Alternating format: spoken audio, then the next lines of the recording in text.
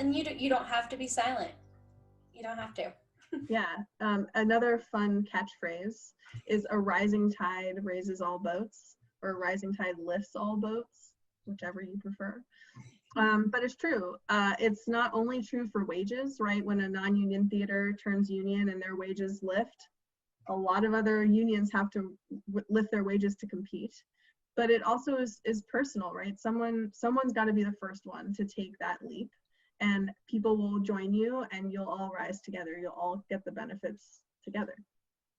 Yeah, and not at the expense of the entity that's employing you, like you mentioned earlier. I think that's the part that maybe Newsies does us a disservice in thinking about, right? Like, because the drama of that conflict is interesting if it's us versus them. Nobody wants to sit down and watch a bunch of people dancing and singing in the streets without conflict.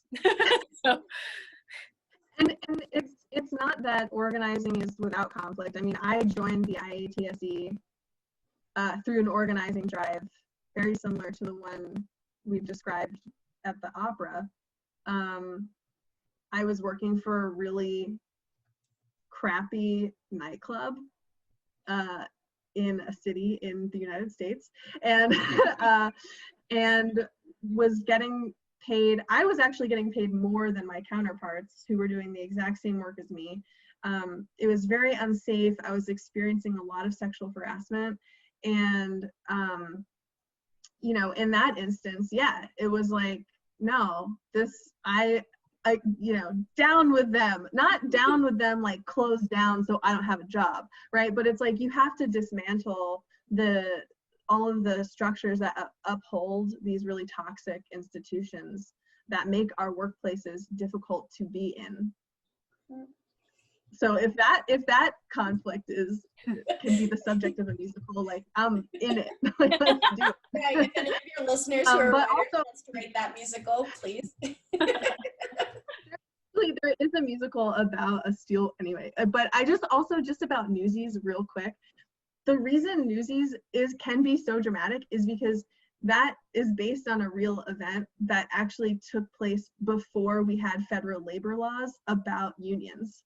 And the only reason we got to have laws that protected unions and workers is because we had so many rampant and disruptive strikes across the US by workers that brought various industries to like complete standstills, and also had very violent interactions with you know, police and other military type organizations that were deployed to try to force them back to work.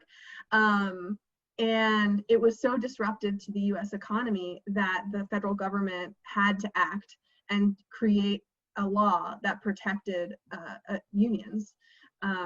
So happy Labor Day. And also a fun fact about Newsies. I feel like so much of what you just described about that is happening because of quarantine and COVID, right? So we have this opportunity in this moment to, without anybody shutting anyone else down because of unsafe work conditions or unhealthy work conditions, we have the same space though. There's the time and the place and the moment where we can talk about that without it being the adversarial impetus. It's more like we're all shut down anyway. So how do we make this better when we get to start going again? Yeah, I think a lot of employers are just scared. You know, union workers have a reputation for being expensive for a reason. And it's because they usually cost more money than people who are not represented by a union and have to navigate advocating for themselves individually.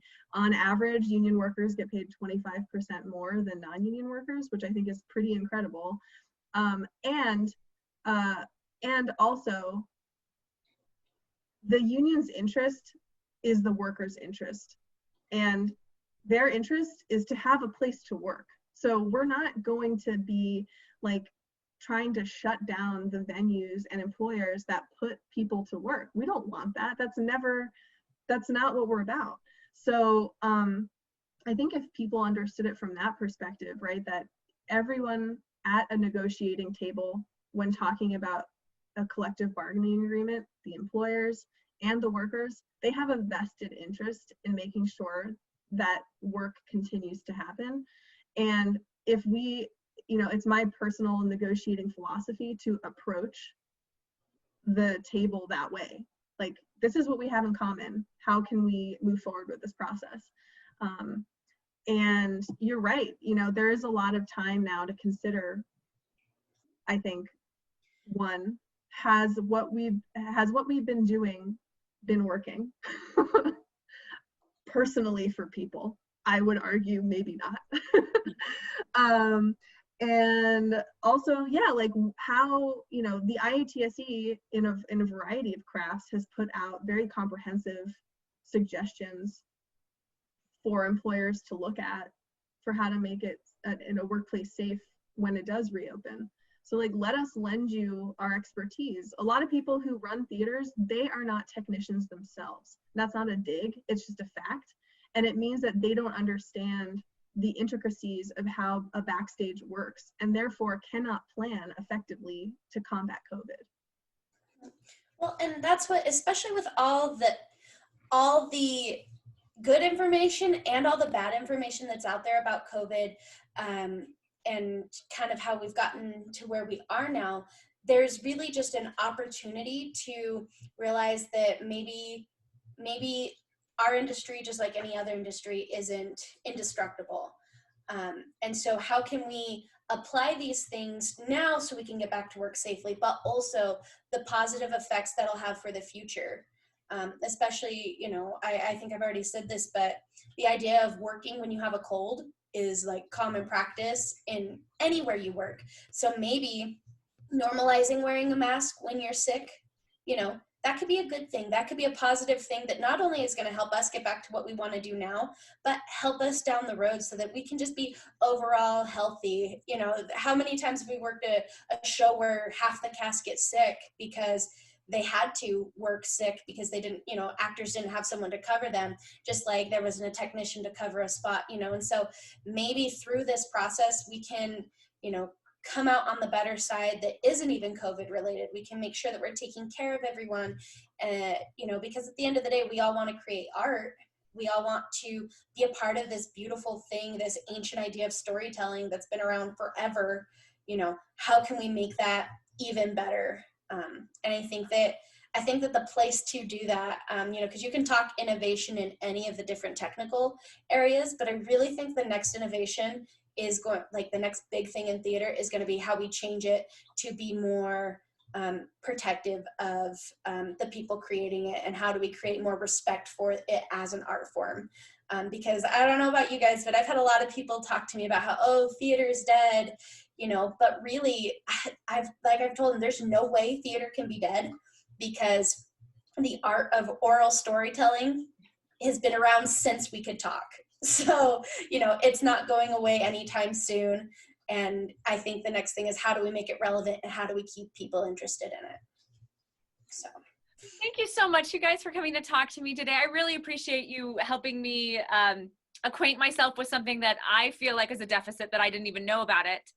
But also to talk about things that I think are really important always, and especially right now, not just Labor Day, not just the March on Tuesday, not just COVID, that our theater community has been having a conversation building up about safety and about inclusion and all kinds of things, all of which relates, if not directly, really close to directly to the things that you've been talking about. Yeah, we didn't even talk about diversity and inclusion and non-discrimination requirements.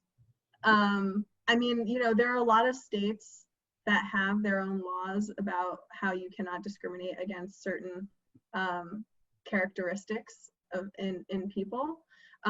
But, having a union contract that has a non-discrimination clause in it, I know from talking to people who are in the LGBTQ community, who are